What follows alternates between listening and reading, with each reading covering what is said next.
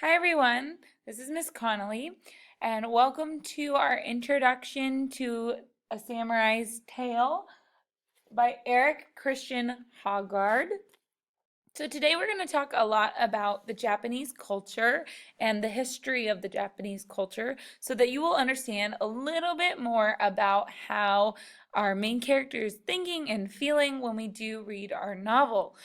The Japanese culture is very important in this novel, and so it's important that you understand a little bit about who these people were and what their roles in society were in order for you to understand our novel. So today we're going to be going through the history of Japan and a little bit of cultural information for you to get a feel for that.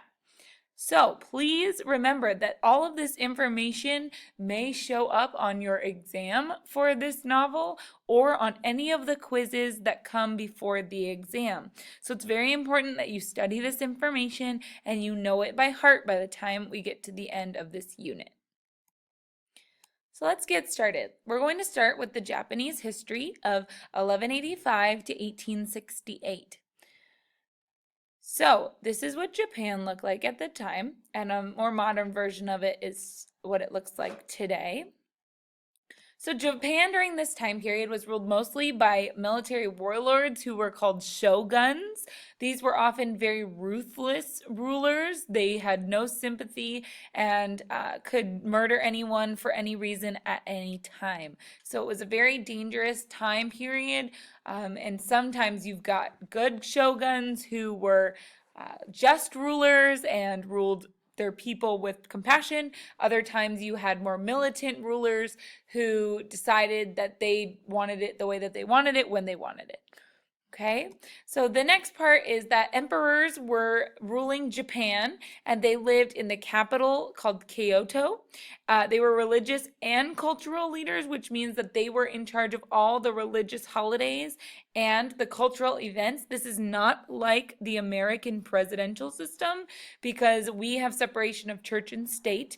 Japan at this time did not. So that would mean that your person in power would be your religious leader, and you would look to them for all religious instruction, as well as they would set the cultural ideas and norms. They would tell you, what your role in society would be and whether or not you could move up in society from your current role. They would place the holidays in order of importance and would be the leader in all things in your life, basically. They also believed that emperors were directly descended from the sun goddess. So, just like other monarchy type systems where people believed that their ruler was descended from the gods, Japan believed that their emperors came directly from the sun goddess. Shoguns were treated as lesser than the emperor, but were always treated with respect. They needed to show their allegiance to the emperor, and they were the emperor's rulers in each region of Japan, so they were a lesser leader, but they therefore needed to respect and honor the emperor. Emperors also carried out religious ceremonies and made sure that the traditions of the Japanese people lived on through the younger generation. They would ensure that the younger generation was going to keep doing whatever tradition they were in charge of. And so they would ensure that by having the younger people practice these religious traditions, they were going to live on past their lifetime. The shogun actually ruled the people. So the emperor was more of a figurehead. They were the cultural and religious leader. They made sure all the people were doing the religious and cultural things, but the shoguns were the ones who ran the show, so to speak. They made sure that people were paying their taxes, giving gifts to the emperor, were doing their work in the fields or in the manufacturing, whatever it was that they were supposed to be doing, the shoguns made sure that it was getting done.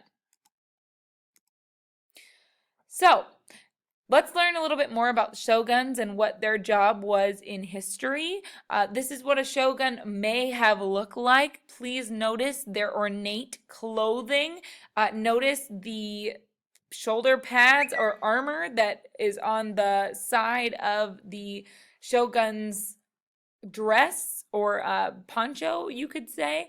That denotated that they had been in battle and had led men in battle. They also carried swords with them that would have been somewhat similar to a samurai sword, and they wore the traditional dress of the Japanese people, as well as the traditional sandals.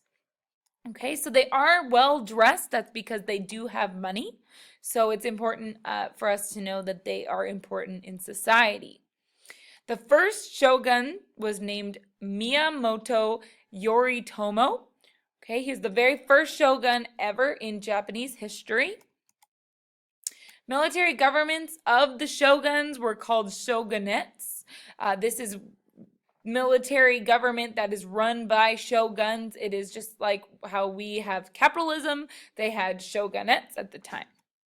Okay. The first Kamakura shogunate was from 1192 to 1333. The second shogunate was the Murokachi shogunate, and it is from 1333 to 1573. The third shogunate is the Tokugawa shogunate, and that is from 1603 to 1867. And I believe that was the last shogunate in this section. And the samurai tale takes place towards the end of the Murokachi and blends into the Tokugawa. So that is the main time period we will be focusing on, is from the end of the second into the third. Okay. So that gives you a little bit of information about the time period. They all finally came to an end in 1868, when the emperor gained full power again and was able to be not only a figurehead like the Queen of England, who governed over religious and cultural ceremonies, but was able to be a military power and actually rule the people once more. Okay, so that finished off in 1868. Now let's talk a little bit about feudal society in Japan. You may not be familiar with a feudal society. You may have talked about it a little bit in history class, but let's go into it, what it looked like in Japan specifically, because most times feudal societies were different in many different countries. So the emperor had little power in feudal society in Japan. The shogun had all the power. So the emperor was more of a figurehead who came out on special occasions or made proclamations when they were absolutely needed, but they had no real power. The shoguns were the ones who were doing all the work and getting all of the profits. The daimyo was a large landowner, and the samurai were warriors who were loyal to the daimyo. Most of the time this was because the daimyo was the person who was providing them with food and housing, and so the samurais would then fight on behalf of the daimyo as they were needed. So if someone were to attack the land, then the daimyo would send the samurai out to defend their land. Zen monks were very important. They were religious leaders, and it was a lifestyle choice to practice Zen. And we'll talk more about that as we get into our novel and see our main character wanting to practice Zen.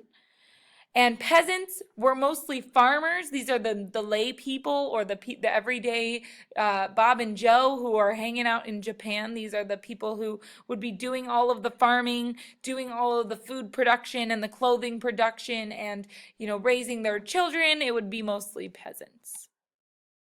Artisans and craftspeople were just a step above the peasants, and they were considered, more prestigious than peasants, but still not very high on the social ladder.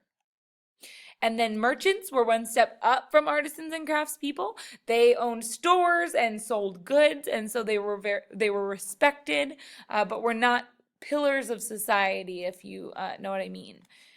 And so this is what a traditional samurai would have looked like. You'll notice they have swords and very colorful dress to denote their elevated situation in society, and they were very well respected, and most people wanted to either to honor their samurai or to be a samurai if they were a young child, maybe one day achieve that, as our main character does. But a samurai was a well respected position in society. So let's talk a little bit about how you become a samurai. Samurai, the word means those who serve. So the implication is that you would be serving others throughout your time as a samurai. And you must be born into samurai parents or be adopted by them in order to become a samurai in the first place. So if you were born to farmer peasants and were not adopted by a samurai family, then you were out of luck and would not be able to become a samurai. Samurai boys were taught 2 basic skills to survive and to kill. So basically, their function in life was to live and to kill other people. So they were well-trained warriors, that their job was to go out and kill people, which is a little bit disturbing, but that was their job. It was to protect others. Okay, so they were taught how to sword fight, to wrestle, to do jujitsu, and how to do archery. They also learned reading, writing, and the proper way to bow to people, walk, and how to hold chopsticks. These were all very important social things.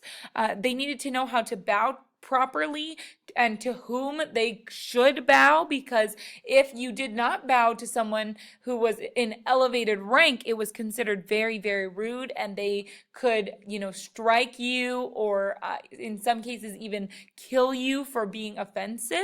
They also needed to know how to read in case there was a written message that was sent to them from their landowner. This was a very exclusive skill during this time period. Not many people could read, especially not peasants. So being able to read would have elevated them in society. They also needed to know how to walk appropriately for their station, but also in order to be stealthy and quiet. And then they also needed to know how to hold chopsticks, which was important for when you're eating with important people. So during peaceful times, the samurai wrote poetry and practiced flower arranging and calligraphy. These were considered incredibly refined art forms. So they would do those during their downtime and during peaceful times to keep themselves busy while they were training, and honing their skills, but not necessarily using them out on the battlefield. So this is what another samurai would have looked like in this time period. So let's talk about the samurai code, or the Bushido. It's very important in our book and in samurai lifestyle, so let's learn a little bit more. This is some Japanese writing that is important. The Bushido is the samurai code. It is their code of honor or their way of life. It is more important than their religion. So this takes the number 1 place in their life. It is the most important thing to them. A samurai who loses his honor was expected to kill himself in a ritual called seppuku or harikiri. This is important because your honor is everything. It is your word. It is your commitment to others. So if you were to give someone your word that you were due to do something and then you didn't do it, that was considered the most horrible thing you could ever do. Okay, so the samurai who loses his honor or dishonors his family or himself, that was incredibly, incredibly horrible. That's the worst thing that could ever happen to you. And so you were expected to kill yourself rather than go on dishonoring others or yourself. So that was a ritual that they thought was very, very important. Loyalty was the number 1 value of the samurai. Loyalty to their master. They needed to be loyal to their master at all times and in all ways. Okay, so that was very, very important. Courage, they believed that being brave even against all odds and never retreating was the highest form of bravery, and was very, very important to do that and to be brave whenever possible. They also valued honesty and never wanted to lie. If you lied, you were considered a dishonorable samurai, and that was never good because then you would have to commit seppuku. And they also valued justice. It's always acting in a just and fair way towards others. Someone who does not act in a fair or just way was considered dishonorable. So all of these